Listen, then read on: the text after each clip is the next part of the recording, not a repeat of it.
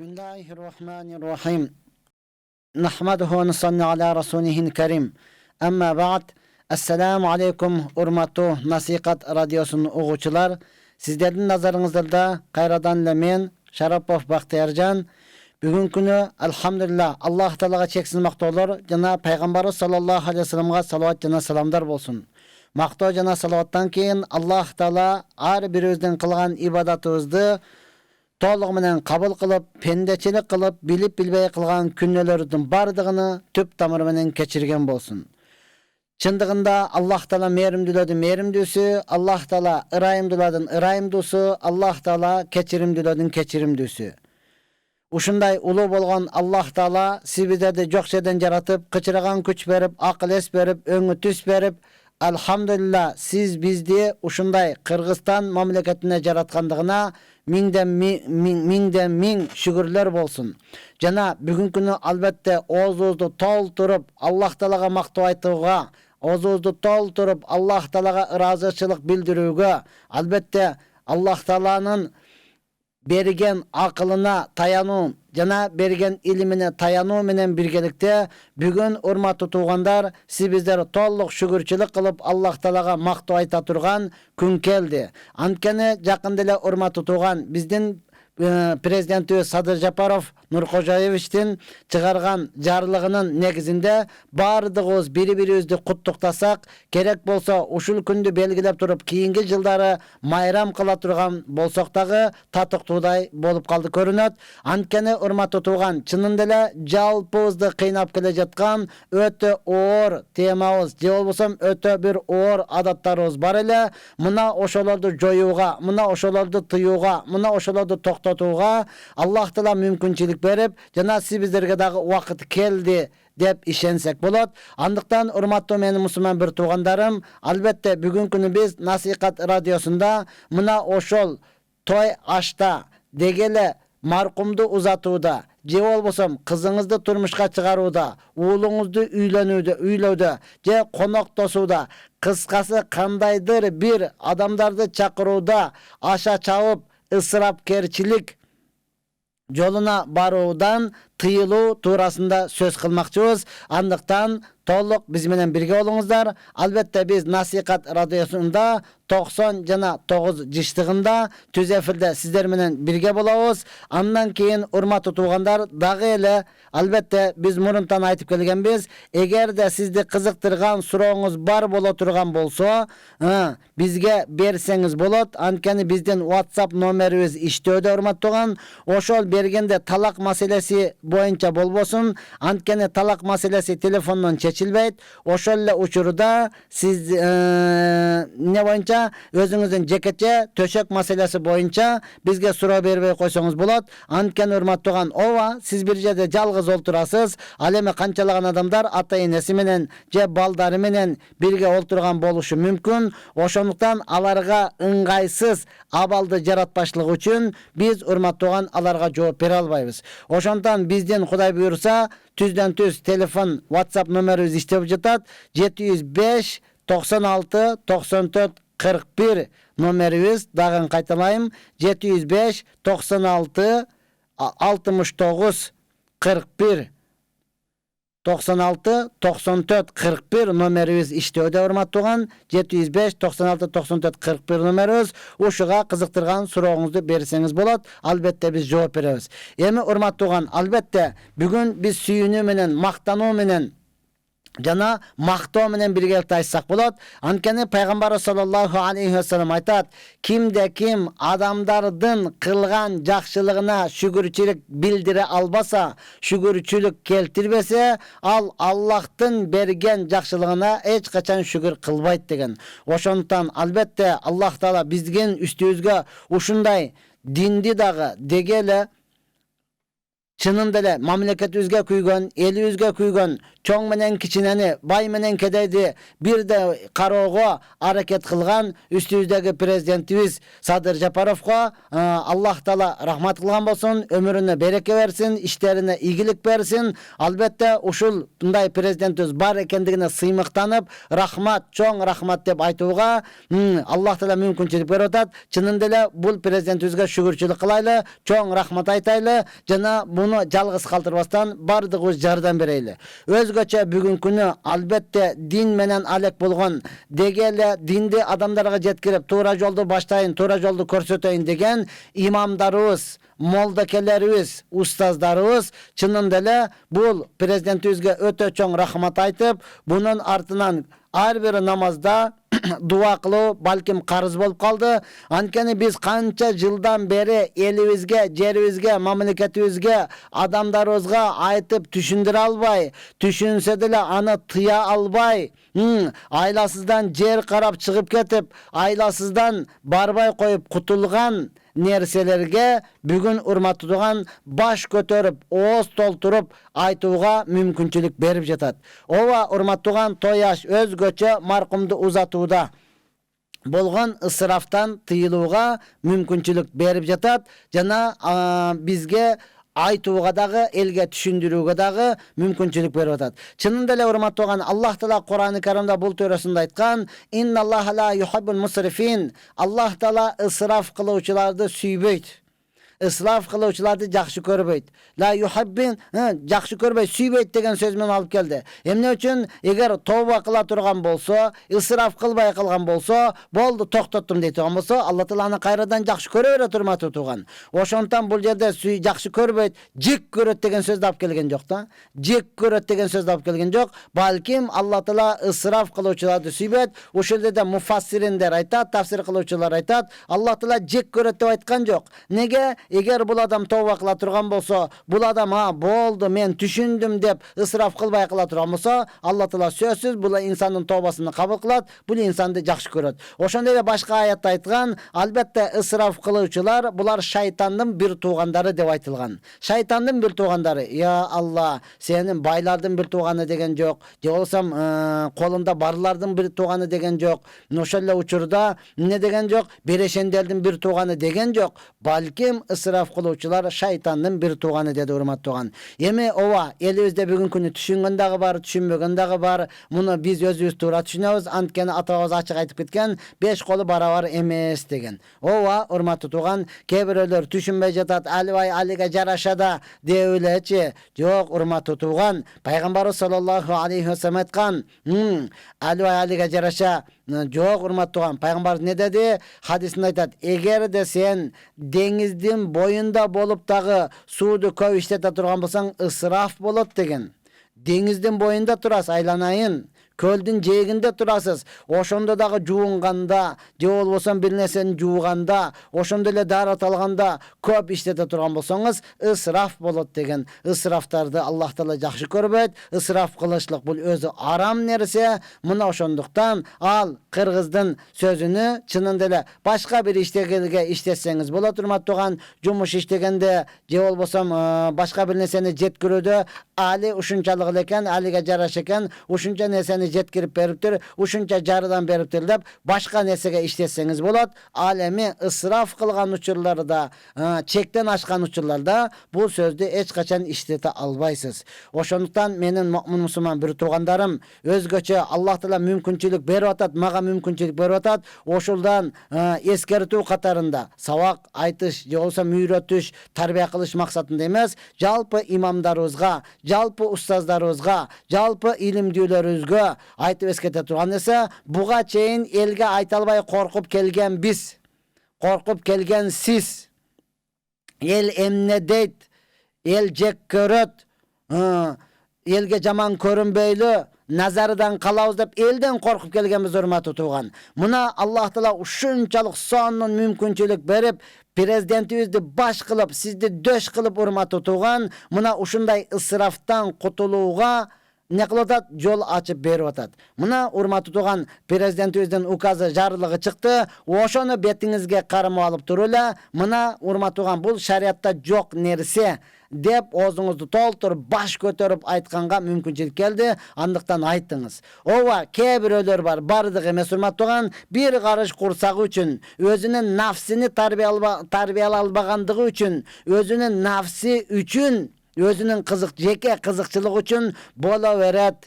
Ата бабабыз кылып келген бул бар нерсе деп өзгөчө бүгүнкү ушундай бир коркунучтуу терминди тандап алды. İhsan деген нерсени тандап алды. Урматтуу тууган, ihsan некени сиз илимдүүсүз, сиз алымсыз, сиз имамсыз, сиз молдосуз. Ihsan деген туурасында пайгамбарыбыз эмнен айткандыгын билесиз, урматтуу тууган. Аны өзүнүн ордуга иштетиңиз. Именно тамак жегени келгенде гана, той ашта гана, же болбосо ал 3 жылдыкта гана, пайшембиликте гана ihsan деп бере берсеңиз болот деп, же бир карыш курсаңызды тойгозуунун аракетини кылбаңыз. Ihsan деген туурасында Peygamber sallallahu aleyhi ve sellem'den Cebrail perişte suradı. Akhbirini anil ihsan. İhsan tuğrasında bana kavar beriniz degende Peygamber sallallahu aleyhi ve sellem ne dedi? Ta'budullaha ka'annaka tarahu fe illem takun tarahu fe innehu yaraka. İhsan degen söz sen Allah'ını körüp turganday ibadat kılışın. Eğer sen Allah'ını körбөсөң, Allah seni körüp turat. Allah meni körüp turat dep ibadat kılışın. Mına uşul ihsan urmаты tuğan. Ооба, бүгүнкү президент жарлык чыгаруу менен ал bir insan siz andan jaşınıp, aylık mütten jaşınıp, başka bölöden jaşınıp, ısraf kılışınız mümkün. Bırak Allah körüp turat. Allah bilip turat urmаты tuğan. Oşalla uçurda Allah Teala Kur'an-ı Kerim'de Ar-Rahman suresinde aytılgan. Hel cezaul ihsanu illel ihsan. Jakşılıktın belegi jakşılık gana. Bunu mufassirinler aytkan. La ilahe illallah dep aytkan sözünüz. La ilahe illallah dep aytkan kelimeniz. Kübelik bergeniniz, başkalarga jetkirgeniniz. Bunun jakşılığı beyiş gana degen urmаты tuğan. Janna, bunun sıylığı jannat, beyiş degen urmаты tuğan. Muna oşonduktan urmаты menin ilimdүү bir tuğandarım, musulmandarım, jakındarım, ova imamdarım, moldakelerim, siz ihsan dese boluveret deyle karapayım adamdı kayradan ısrafka türtpöңüz. Nafsingizde bir astıyınız, bir karış kursanız toyup gelgen, toyu veret, sizde jaratkanda Allah Teala söz bergen, ırıskыңды men beremin degen urmаты tuğan. Kalıyorsa bala çakanga dagы men beremin degen. Oşonduktan, ne kılayla bardığız japatırmak bir jengden, bir jakadan baş, bir jengden kol çıgan menен birgelikte, eğer uşul jarlıktın negizinde iştep kete turgan bolsak, inşallah bir kança kıynalgandarыбыз özüne kele almak, ova jakşı жүрgөндөр ısraf kılmastan, balkim izaatul mal. Peygamber sallallahu aleyhi ve sellem aytkan, Allah Teala jek көргөн, Allah Teala narazı bolgon nersedin birösü maldı tekke ketirүү. Maldı tekke ketirүү, akçаңызды, байлыгыңызды tekke ketirүүnü Allah Teala jaktырбайт, jek көрөт деген урматтуу тууган. Эгерде албетте мына ушул жарлыкты туура түшүнүү менен байларыбызга, кедейлерибизге, колунда барында, жогуна бирдей жеткире турган болсок, малы анын байлыгы, анын тапкан нерсеси адал нерсеге жумшалып калат. Ошол эле учурда акыр кыяматка чейин соо жете турган нерсеге жумшалып калат. Чынында эле анын тапкан байлыгы текке кетпестен, балким сооп боло турган, балким ахиретте дагы не кыла турган, мен жакшы нерсеге иштетипмин деп сыймыктанып кала турган нерсеге жумшалып иштенип кала урматы туган. Мына ошондон урматтуу менин мусулман бир туугандарым, Аллах Таала ушунчалык сонун мүмкүнчүлүк берип жатат. Ушул мүмкүнчүлүктөн пайдаланып калайлы. Чынында эле Аллах Таала Тауба сүрөсүнүн 71-аятында айткан: "Вал муъминуна вал муъминату ба'духум аулияу ба'д." Momun musulman erkekler, momun musulman ayallar, bular birbirine dost, birbirine bir tuğan, ya'muruna bil ma'ruf. Demek bular birbirini jakşılıkka ündeyt. Ve yanhauna anil munkar.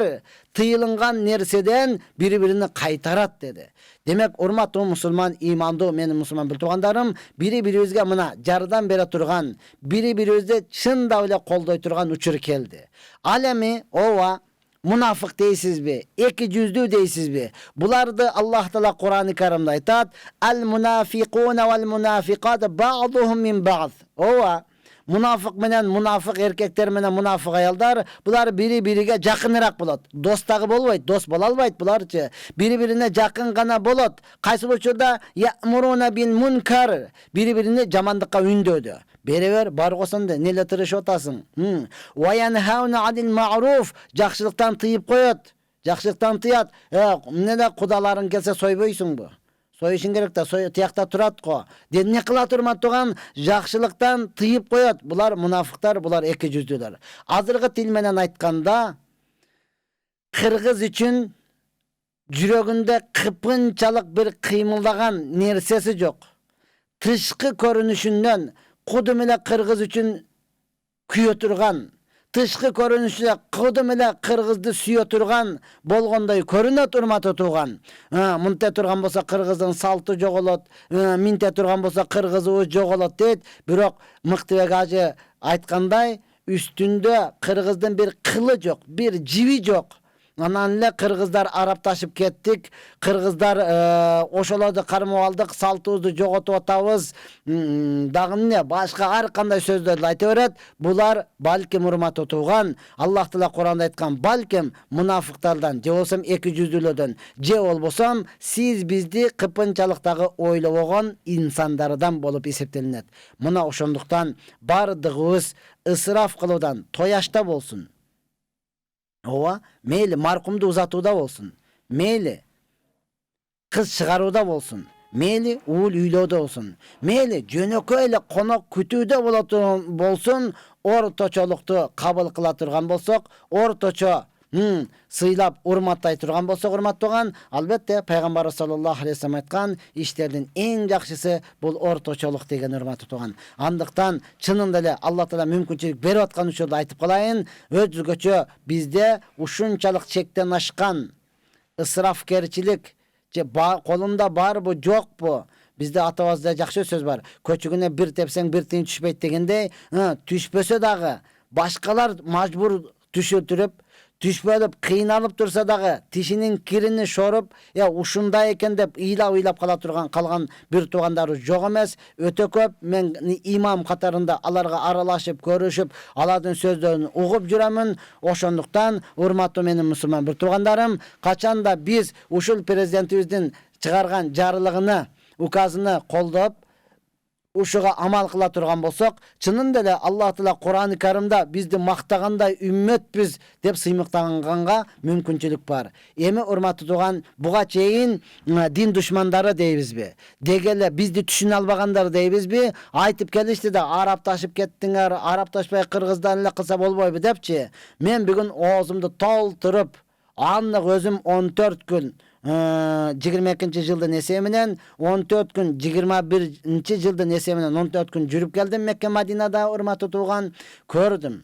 Быйыл Аллах Таала ушунчалык сиз бизге берди, мамлекетибизге, элибизге, жерибизге берди. Адамдарыбыз чынында эле өздөрүнүн акчасын каяка иштетишти билип калды. Умрага барып келип атышат. Эң көп баргандардын мамлекеттин катарында Кыргызстан балким экинчи орунда турат. Мекке Мадинага барып ибадат кылып, дуа кылып келгендер. Алхамдулилла. Кыргызстан Мекке Мадинага бара берип, ал жердеги Меккедеги араптар кыргыздашып кетти. Урматтууган, шок. Мынаны жеткириң элге. Мына ушуну таркатың. Араптар кыргыздашып кетти. Эми эмне болот? Не болот деп ойлойсуз эми? Эгер менин айткан сөзүмө ишенбесеңиз, атайын разведчик кылып бирөөдү жөнөтүң. Айтканың жалган экен, эмнеге эле молдо болуп эле ушинтип сүйлөй бересиңби деп жөнөтүң бирөөнүчү. Араптар кыргыздашып кетти. Алхамдулилла. Туугандарыбыз барып алып туруп, эмне кылган? Араптарга калпакты мынандай кийгизип туруп, кыргызча үйрөтүп койгон. Алардын биздеги Дордой базары дегендей, же болбосо Кара Суу базары дегендей, Какикия деген базарлары бар. Машалла. Бу арзан базар, биздики оптум бар, ошол жерге барат. Барсаңыз, эмне кылат? Калпакчан ошол жерде соодагерлер, калпакты кыргыздын калпагын кийип алган араптар ошол жердеги соодагер кыргыздын калпагын кийип алып, ошол жерде турат. Гел 10 реал, гел 5 реал деп коюпчу. Гел арзан берем деп коюп ошол жерде турат. Шофёрлору кызмат кылып, ажырларды умра кылгандарды ташыган шофёрлору калпакчан кийгизип койгон. Keche bирөө видеоga татып отур, мына 10 күндөн бери калпагын чечпей жүрөт. Мына 5 күндөн бери калпагын чечпей жүрөт. Ал көргөнү 5 күндө. Алар не кылды? Мына ошондоп кыргыздашып кетти. Барсаңыз ал жердегилер маска ки, маска так деп кыргызча сүйлөп, не кылып атат? Тартипти карап атат. Эми не дейсиз, урматтуу тууган? Мына ошондуктан бизге албетте Мыктыбек ажы айткандай, араб ташы эмес башка болуп кетсе дагы бизге чынында эле пайдасын тийгизе турган, элибизди, жерибизди, мамлекетибизди өзгөчө байларга караганда кедейлер көп. Мына ушуларды ойлой турган адамдар керек, мына ошолорго жардам бере тургандар керек. Мына ошондуктан эми урматтуу туугандар, алига жараша бар болсо бериш керек да. Жок, бере турган жерибиз толтура. Бере турган жерибиз толтура, урматтуу тууган. Чындап эле сиз элге берейин десеңиз, ошол эле мечитте адамдар не кылып атат? Эл намаз окуп атат. Ошого бериңиз. Мечит огуну бериңиз, элге берген болосуз. Жо, мен башкача бергиңиз келет. Анда мына эл эмес, Кыргызстан мамлекети, башка мамлекетте да келе турган кыргыз мамлекет жолду оңдоп коюңуз. Köpüre salıp koyunuz. Köçöttörlü baktарды oturguzуп salыңыз. Mına jaz kelip kaldı, köçök oturguza turgan. Kançalık berginiz kelet. Oşonço köçöttü oturguzup salыңыз, urmattuğan. Kim ekti, kim berdi? Palança bay ekti, palança bay olturguzdu. Mınake urmattuğan. Sizin bul dünyangızga dağı, ahiretingizge dağı, elingizge dağı, jeringizge dağı, mamleketingizge dağı. Siz bul dünyadan ötkөндөн кийин урпактарыңызга дагы сооп жеткире турган, эмне кыла турган, рахмат алып келип бере турган, иштете турган иштерибиз толтура турат. Мына ошондуктан, урматтуу менин мусулман бир туугандарым, албетте биз Насихат радиосунда 90,9 жыштыгында түз эфирде сүйлөп атабыз. Ова кызыккандар болсо, туугандарыңызга, досторуңузга айтсаңыз, бизге кошулса, биздин катарыбызга келип, урматтаган, ал дагы бир аз түшүнүк алып туруп, болду мен ушул ишти кыламын деп кала турган болсо, албетте биз өзүбүздүн максатка жеткен болуп эсептейбиз, максатка жеттик дейбиз, урматтаган. Биздин бүгүнкү WhatsApp номерибиз иштеп жатат. 705 96 94 45 41 номерибиз иштеп жатат. Кызыктырган сурооңуз болсо, ушуга берсеңиз болот, урматтаган. Эми караң, албетте, эми ары бирөөбүз буга чейин элден намыстанып келгенбиз. Буга чейин эл эмне дейт деп келгенбиз. Буга чейин башка көнсө дагы эл көнбөйт, атам көнбөйт, чоң атам көнбөйт деп келгенбиз. Эми бардыгыбызга өтө сонун мүмкүнчүлүк туулду, өтө сонун мүмкүнчүлүк, ушудан тартипке салып алайлы. Урматтуу менин мусулман бир туугандарым, биз буга чейин мойнума алам айтып келгенбиз, өзгөчө маркум узатууда 3 күнгө чейин мал сойгонго болбойт. 3 күндөн кийин анан кийин сой дегенбиз. Эмне үчүн 3 күнгө чейин ал маркумдун калтырынган нерсеси мураска таркалыш керек. Мурас бөлүнүп бериш керек 3 күндүн ичинде. Бөлүнүп берилгенден кийин эми кимге канча үлүш тийди, ошонон кааласа союп берсин, канча каалайсың сойсун дегенбиз, урматтуу тууган. Анда дагы ооба ысыраф кылбастан эле. Ысыраф кылбастан болчу, урматтуу тууган. Мына бүгүнкүнү алхамдулилла президентибиз өтө сонун мүмкүнчүлүк түзүп берип атат. Эми эмне кылабыз? 3-түк, жылдык, 40-тык, пайшембилик бул жок нерсе. Өткөндө мен тамашалап айттым эле. Ихсан деп берсе эмне болот дегенденчи. Орустар өзбек туугандардан сураптыр. Орустун бирөөсү өзбек бир туугандан сураптыр. Бизде алдап кеткенди кидалшык дейт. Көп ичкенди алкаш дейт. Аны кылганды бамник дейт. Муну кылганды мындай дейт, мындай дейт, мындай дейт. Селерде ушуларды эмне дейт десе, өзбек бир тууган аттыр. Бизде хаммасыны топтоп туруп хажака деп коюшады депчи. Бизде баарыны топтоп туруп ажака деп коет деген экен. Ошол сыңар эле биздикилер 3-түк, жылдык, кылышык, пайшембилик бул жок, шариатта жок, сооп албайсың, ысыраф дей берсе, эми топтоп туруп кантип жештин, кантип ошол жактан курсак тойгоштун айласын таап туруп, бүгүн ихсан деп чыгарып койду да. Ихсан деген терминди ушуга колдонуп алышты. Урматтуу менин мусулман тууганым, негизи ихсан деген сөз албетте жакшылык деген сөз. Ал жакшылыкты пайгамбар саллаллаху алейхи вассалам айдан ачык түшүндүрүп берди. Сени Алла Таала көрүп турганда ибадат кыл. Эгер сен Алланы көрбөсөң, Алла сени көрүп турат. Мына ошондой ибадат кыл деген урматтуу тууган. Ошондон шариятка туура келбеген нерсе эч качан ихсан болуп эсептелбейт. Шариятка туура келбеген нерсе эч качан сооп болуп эсептелбейт. Кала берсе ысраф болгон нерсе мындан сооп албайсыз, балким арам кылган болуп туруп күнөөгө батасыз урматтуу тууган. Мына ошондуктан биз алхамдулилла бири-бирибизди колдогон, чынында эле кыргыз элини ойлогон, мамлекетти, элибизди, жерибизди ойлогон патриот боло турган болсоңуз, анда не кылыңыз урматтуу тууган, келиңиз мына ошону колдоп бериңиз. Эми урматтуу тууган, гүл эксең арасынан деги тикенек чыгат, эгин эксең деле арасынан башка чөптөр чыгат, аны чабып карап турсаң деле сөзсүз башкалар чыгат. Мына ошондон буга көпчүлүк колдогону менен кээ бир карышлар чыгат. Аны туура түшүнүшүбүз керек урматтуу тууган. Анткени ар бир адам өзүнүн деңгээлине жараша. Ал адамдын деңгээли мына ошондой экен, кыргыздын салты жоголуп кетет деши менен биргеликте, же болбосо Манас атабызды дагы аш бергендигини, башка бергендигини алат дагы урматтуу тууган. Ал жерде аш берген, аны биз деле айтабыз, аш берген. Ал жерде жылдык берди деген эмес. Ал жерде 40-тыгын кылды деген эмес урматтуу тууган. Ошол эле учурда алар эмне кылат? Ошол өзүгө жаккан жерини алат дагы, жакпаган жерини калтырат. Биз алхамдулилла Манас атабызды керек болсо мусулман болгон деп сыймыктанабыз. Неге? Ал жерде айтылат, колдарын алган, колун сууга салганда, колдарын алганда деп, ошол учурда намаз окуп аткан учурда андан кийин душман келип сайгандыгы бардыгы айтылат. Аны мусулман болгон намаз окуган десек, ал жерин алышпайт. Өзүнүн пайдасы кайсыл жерде бар, ошондо гана алат урматтуу тууган, калган жерини албайт. Ошондо кыргызга, мамлекетке, элге, жерге чыныгы күйгөн адам, элини, жерини сүйгөн адам ким болот? Мына ошол жерден билип алыңыз урматтуу тууган. Я Алла. Эми кантсе дагы пайгамбар саллаллаху алейхи ва саллям негизиден айткан: "Иза ра'a ahadukum munkaran falyughayyir biyadihi." Эми кимде ким көзү менен бир жаман иштин болуп аткандыгын көрсө, колу менен кайтарсын.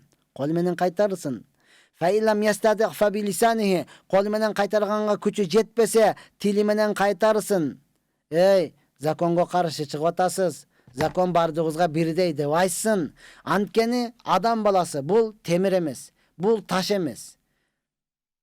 Бул инсан бардыгын алдай алат. Эң эле түлкү бул адам баласы да.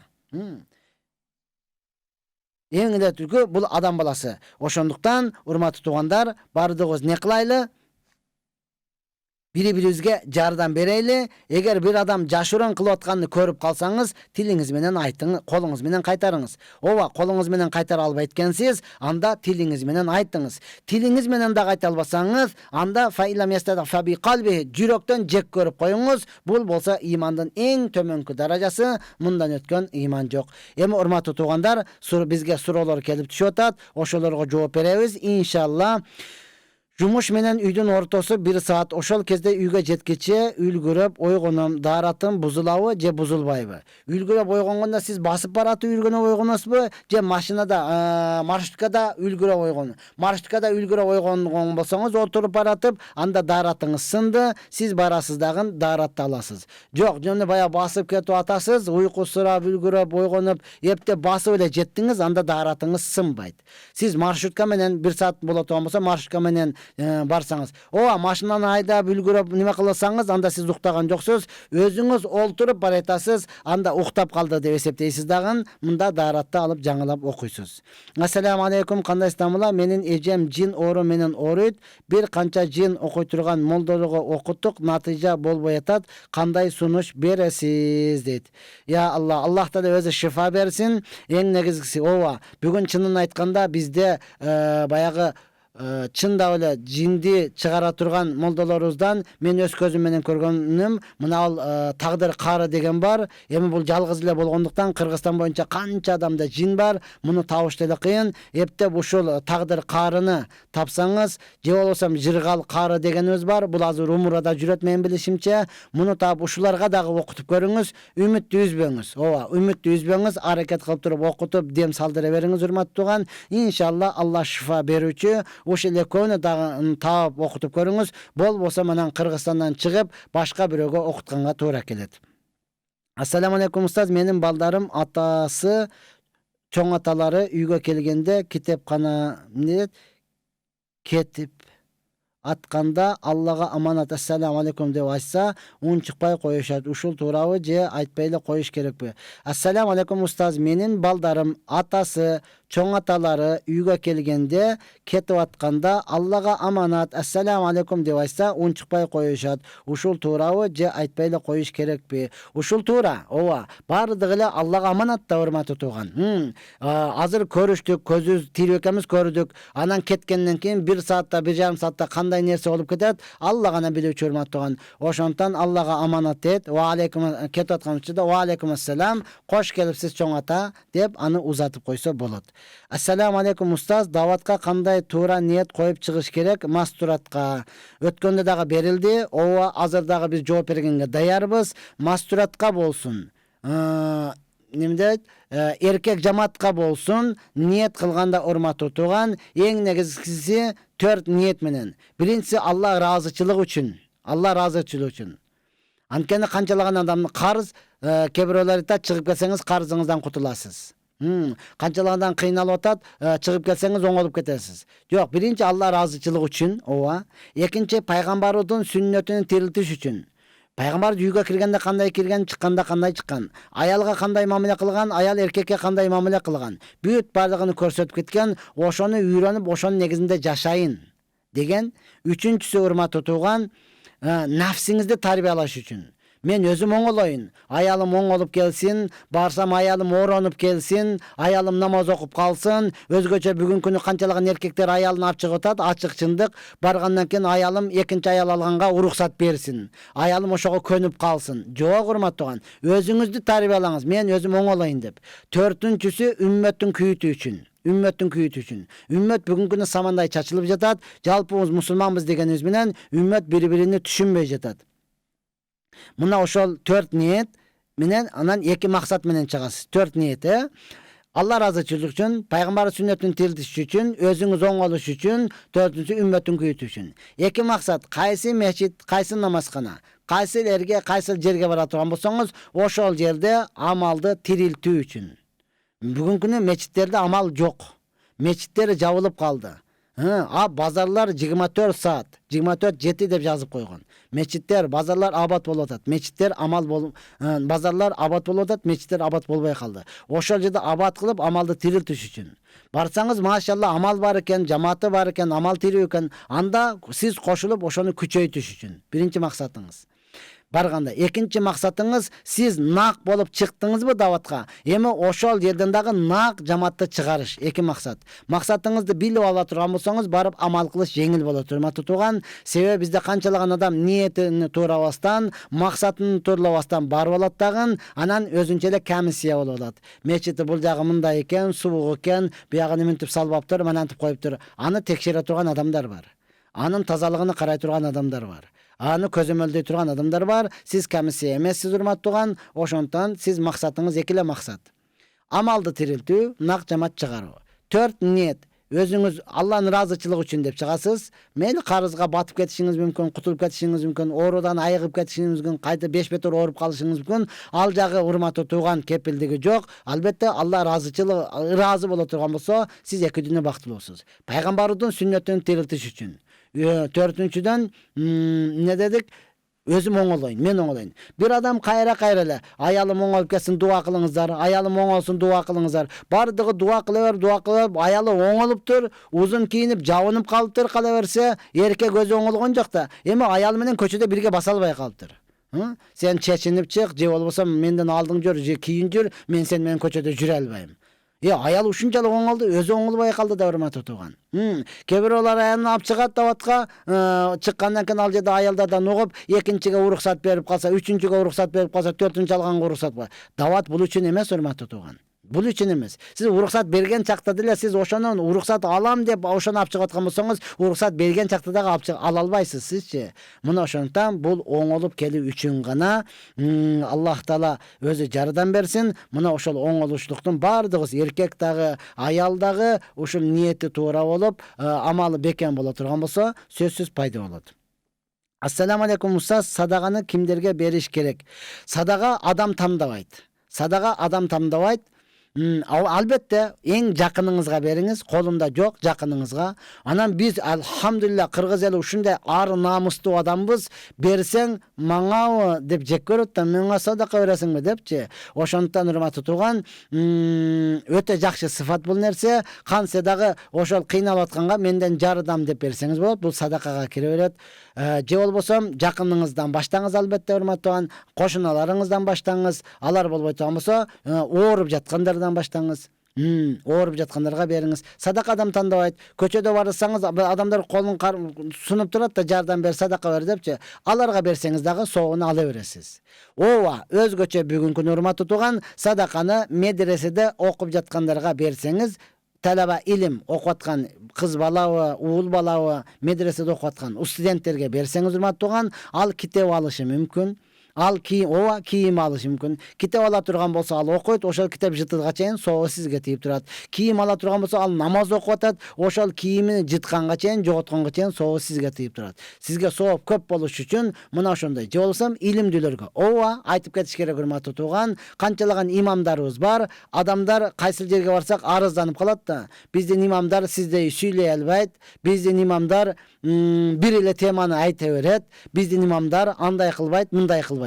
Айланып кетейин, ошол имамыңа сен жардам бер. Алхамдулилла менин досторум бар. Шүгүр, мен досторума чындап эле ыраазымын урматтуу туган, алар мени карап турат. Өзүмдүн деле ишим бар.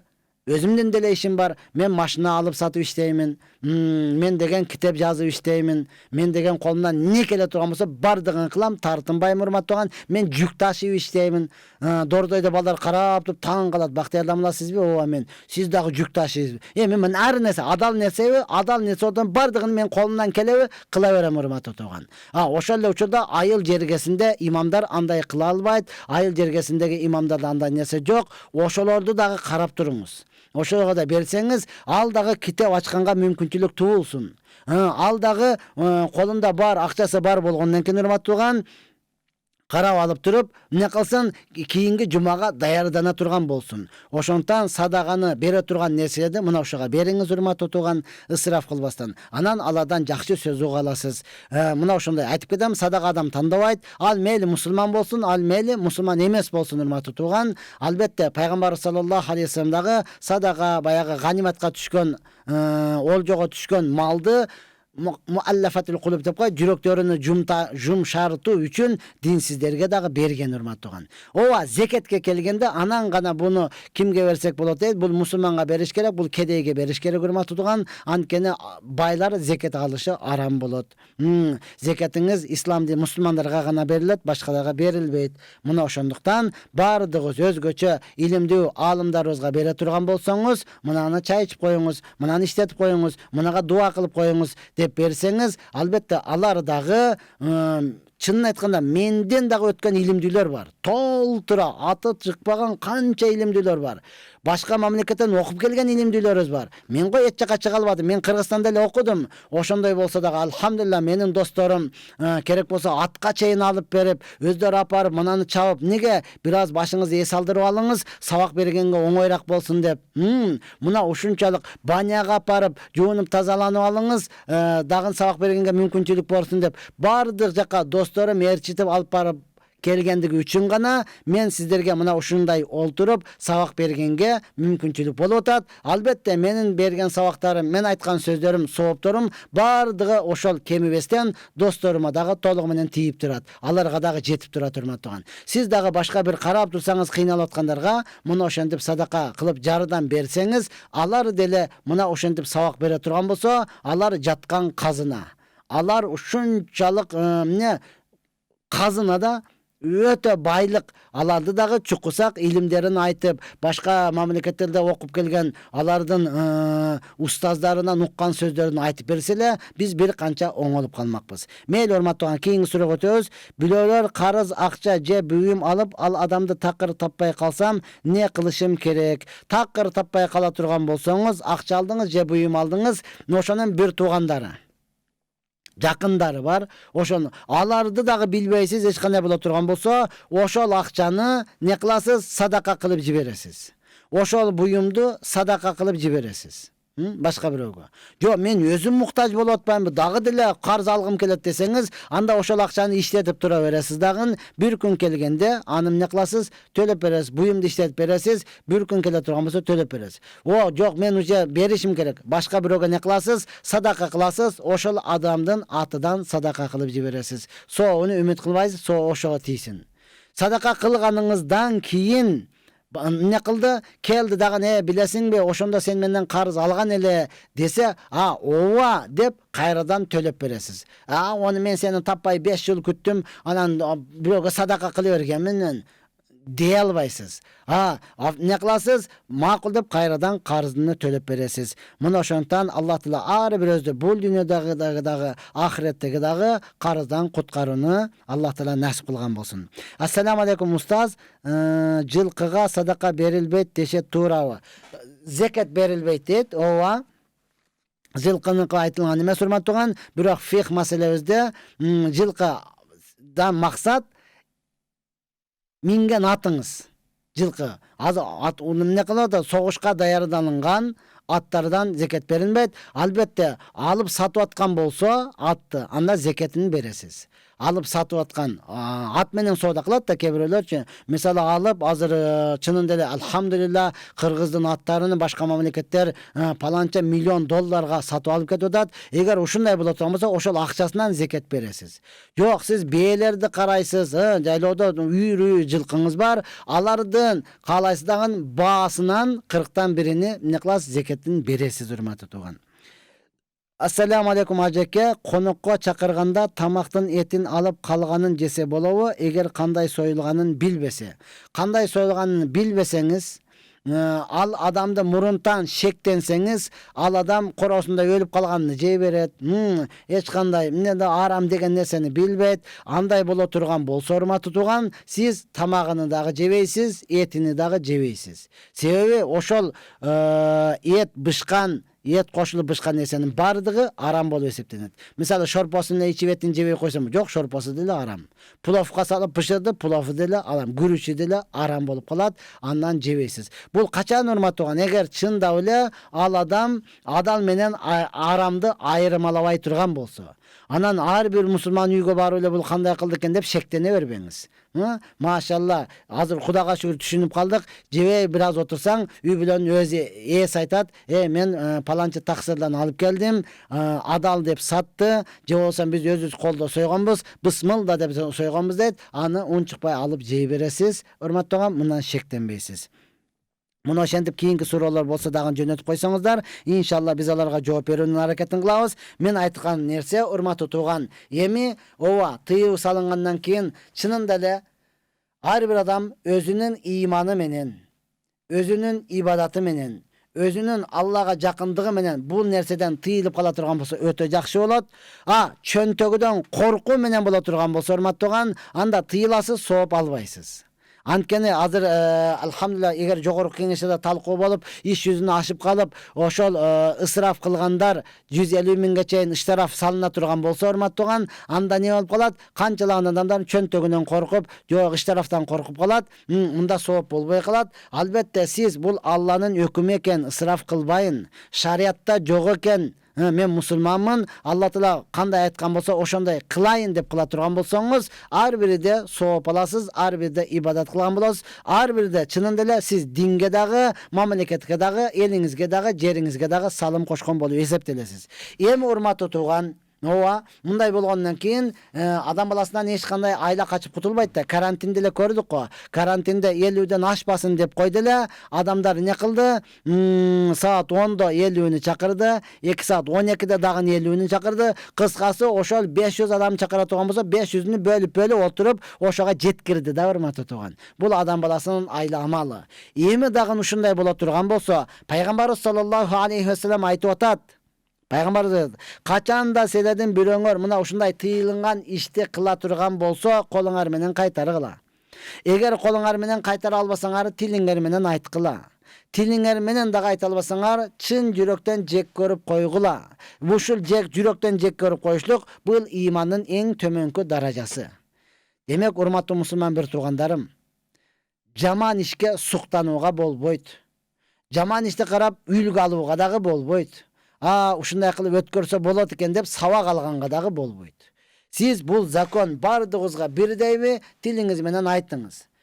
Чакырган болсо дагы ысыраф кылба, арам болот. Эгер жөнөкөй боло турган болсо, макул барамын депчи. Анткени урматтуу тууган, чынында эле бүгүнкү күнү ушуга жетип калдык эле. Канчалаган бир туугандар катташпай калды, канчалаган достор деле айласыздан барып калды. Көпчүлүк барбай эле коеюн деп бере турган кошумчасын эле кошуп калды. Неге? Эпте ошол ысырафтан кутулуунун аракетин кылып калды. Ооба, өзгөчө шаарда бардыгыбыз башыбыздан өттү.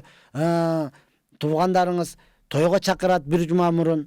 Бир жумада ошол күнү дагы кайталанып телефон чалып, келесиңби, келбейсиңби, ким менен келесиң? Неге, урматтуу тууган? Анткени ал чоң ресторанды ээлеп алган, ошол жерде сиздин отура турган ордуңузду дагы ээлеп алган, ага акча төлөш керек, ошондуктан сизди тактап өлүп атат. Бул сизге дагы кыйынчылык, өткөргөн адамдын өзүгө дагы кыйынчылык. Пайдасы кимге гана билбейм аны, урматтуу тууган. Мына ошондуктан эгер болуп аткан ишти көрсөңүз, тилиңиз менен кайтарыңыз. Колуңуз менен кайтарыңыз. Болбосо тилиңизге менен айтыңыз. Бардыгы бир. Анда да кылбасаңыз, чыкпай барып мелтей олтуруп алып, ушундай кылып подвалда өткөрсө болот экен, көрбөй калды, билбей калды, тааныш билиш кылды деп ага ыраазы болбостон, чын жүрөктөн жек көрүңүз, урматтуу тууган. Анткени качан мына ушул иштерди кыла турган болсок, иншалла бири-бирибизге пайда болот.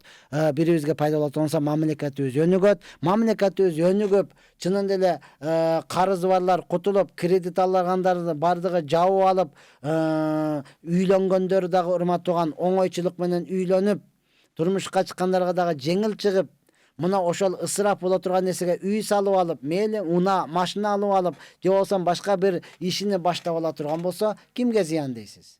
Бардыгы каалайт, урматтуу тууган. Кече деле адамдардан уктук, мындай кылып өткөрдүк, жыргал экен, өтө жеңил болот экен. Пайгамбарыбыз саллаллаху алейхи ва салламга эки иш келгенде жеңилини гана тандап алган. Кайсы иш жеңил, ошону тандап алың. Чынында эле бүгүнкү күнү ушунчалык чектен аштык. Мурда үйлөнгөндө ошол баланын алдыга эле барып, бир эле ресторан болчу эле. Азыр кызды турмушка берип аткан болсо, бир күн алдың же 2 күн алдың кызды өзүнчө ресторанга. Я Алла, бул не деген ысырафчылык, не деген чектен ашкандык. Муну менен биз албетте урпубузду, үрп адатыбызды, деге эле өзүбүздүн каада салтыбызды сактап кала албайбыз, балким жоготобуз. Анткени ушул той өткөрөм деп бүгүнкү күнү канчалаган бир тууганыбыз өз мамлекеттерин сытта жүрөт.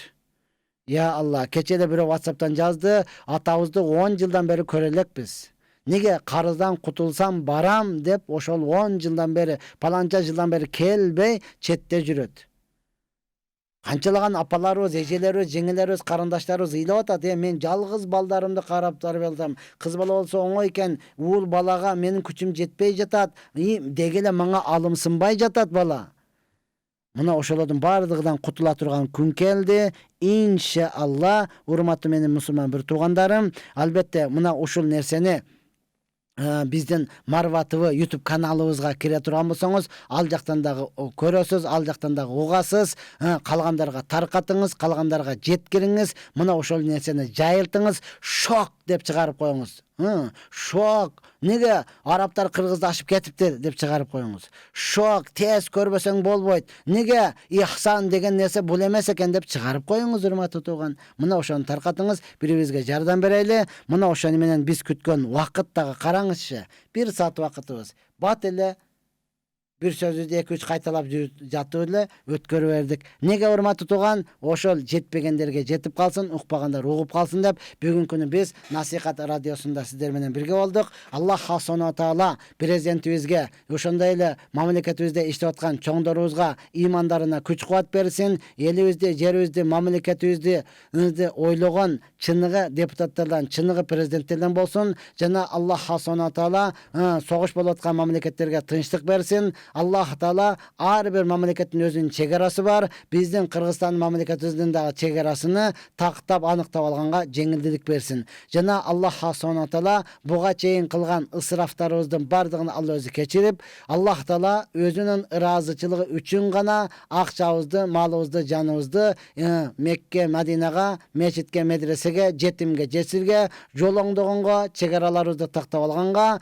işletişini nasip kılgan bolsun. Rabbana atina fid dunya hasana ve fil ahireti qina azaban nar ve ahir da'wana enilhamdülillahi rabbil alamin ve rahmetike ya erhamer rahimin. Esselamu aleyküm ve rahmetullahi ve berekatuhu.